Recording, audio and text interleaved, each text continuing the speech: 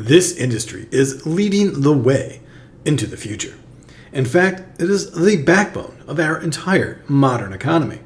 Virtually every gadget we use in our everyday lives has been touched by this industry.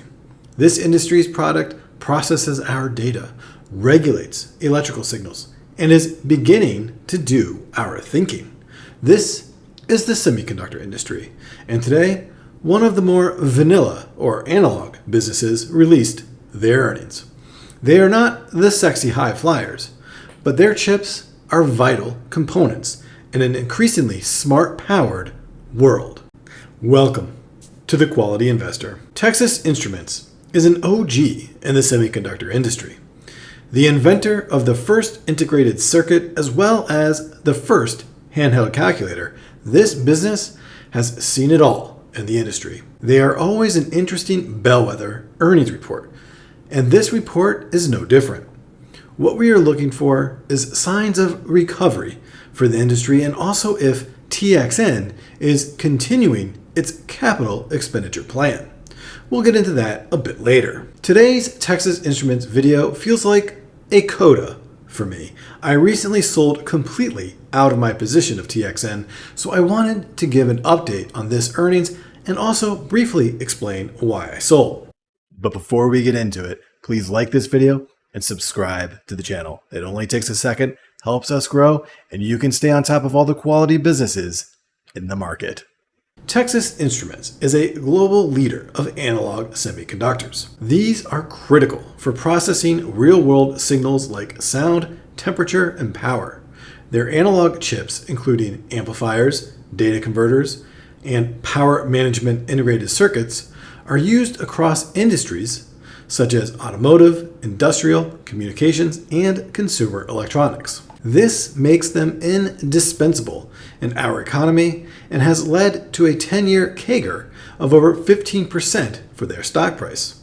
The last 3 months have seen them go on a tear, climbing over 45%. Despite this, they have seen revenues and earnings decline the last 2 years. Primarily, this is due to the cyclical nature of the chip industry. We see steep declines every 3 to 4 years because of softening demand and inventory corrections. Remember, this is an industry where technological advancement is fast-paced and heavy investment is required to bring fabrication plants online. Through all of this, however, Texas Instruments is betting big on their automotive and industrial segments. These two areas make up 70% of their revenue, up from 40% in 2014. The key reasons for this is their chips necessity in EVs, advanced driver assist, robotics, factory automation, and the Internet of Things. These two segments are a key focus for this earnings report, and strength here will indicate whether or not recovery is picking up in semiconductors as well as broader positive indicators for the industrial sector. I sold out of my TXN position in total in the first week of July.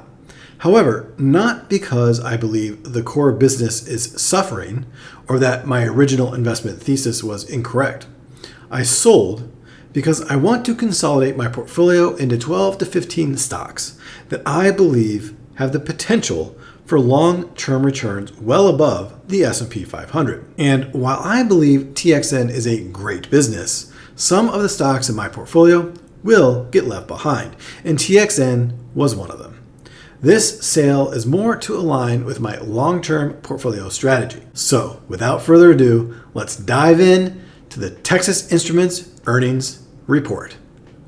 Texas Instruments closed at $214.92 right before they released their earnings. But after they released their earnings, the stock took a bit of a tumble, down nearly 10% pre-market. The earnings report itself, I thought was pretty good, but this drop in the market, to me at least, was spurred on by seemingly the first question on the earnings call. In summary, the question basically contrasted this quarter's sentiment with last quarter's sentiment, noting last quarter Texas Instruments had a tone of exuberance and optimism for their outlook, especially in the recovery of their industrial and automotive segments, the two segments I said we should be paying attention to in this earnings. The analysts noted that they seemed confident the cyclical recovery was here and was off to the races. And then he basically asked what changed, why now the caution? And according to the Texas Instruments CEO, he noted that industrials is in fact recovering and that all of their segments are actually recovering at a very nice pace. But it's the automotive segment that's lagging behind the others. And while he noted there is some growth in the automotive segment, it's very tiny and marginal at best. So because of that, Texas Instruments was a little bit light on their third quarter guidance, and that's what the market didn't like. They didn't like the fact that they were optimistic last quarter, showed a little bit of caution this quarter. That caution showed up in their guidance, and the market is punishing them hard today. Looking at the quick summary of the earnings in this quarter, you can see they're up across the board. Revenue was up 16%.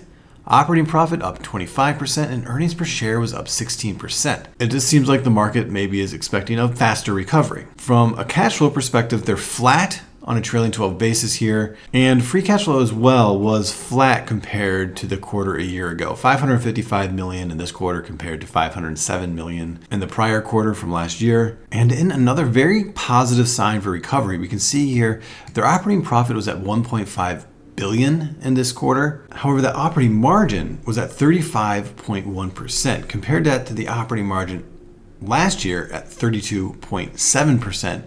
You can see they're also now expanding margins again. Though I will note that gross margin is actually flat year over year, maintaining at 57.8%. And continuing on the theme of why the market is upset here, we can see that the revenue came in at $4.4 billion for the quarter. Now that's 9% growth sequentially. So in a recovery here, the market would be expecting that we would see even better growth going into Q3, that this recovery would be accelerating, so to speak. But that's not what the outlook was saying. Texas Instruments' outlook for Q3 was at $4.45 billion to $4.8 billion in revenue. And taking the midpoint, that's actually an implied sequential growth of 4%. You can see the note down here.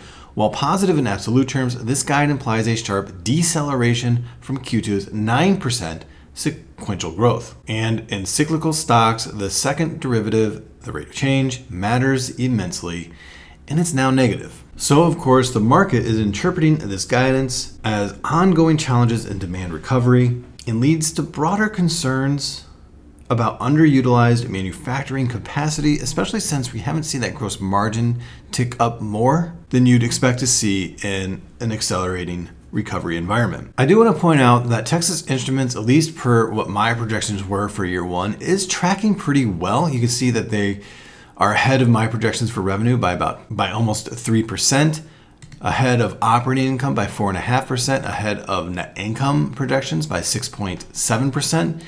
and ahead of their earnings per share by about 5.8%. But they are a little bit behind on their free cash flow. And as you'll see in my assumptions here in a second, I did lower my operating margin projection, and I lowered some of my free cash flow projections as well over the next 10 years. Looking at the assumptions, we could see for the revenue, for their analog segment, I have their 10-year revenue growth rate projected at 7% for the bear, up to 11% for the bull. The embedded processing is growing a little bit slower, 5.4% for the bear, up to 9.4% in the bull, and total revenue growing from 6.6% up to 10.5%. So ultimately, my year one revenue growth projection here is at 8%.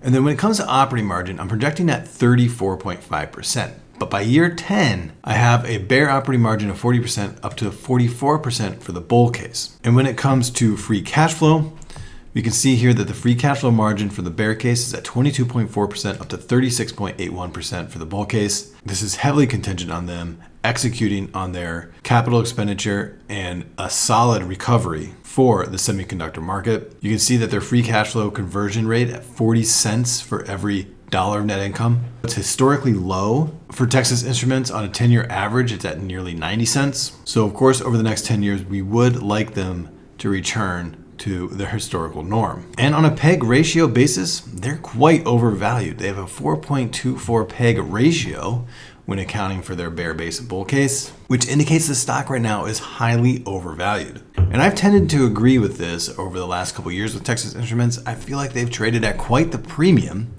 given the cash they are producing, as we'll see here right now. Closing going into their earnings report at $214.92. They have a PE ratio of 39.4 based on that and a forward PE of 42. We should expect that PE to come down pretty sharply today given the pre-market trading. Now, the market itself, this is based on the $214 share price, mind you, is projecting free cash flow growth based on a reverse DCF of 27.5%. My base case DCF has them at 21.4%. And the reason that growth is so high is more or less because their free cash flow is historically low right now. Once this CapEx spend cycle is over for Texas Instruments, which should be over heading into the end of this year, early next year, we should see a sharp recovery in their free cash flow. However, that is very high cash flow growth, and it is leading to a large premium for Texas Instruments right now. You can see their PE ratio is certainly way above their 5 and 10 year average, and even after today, it still will be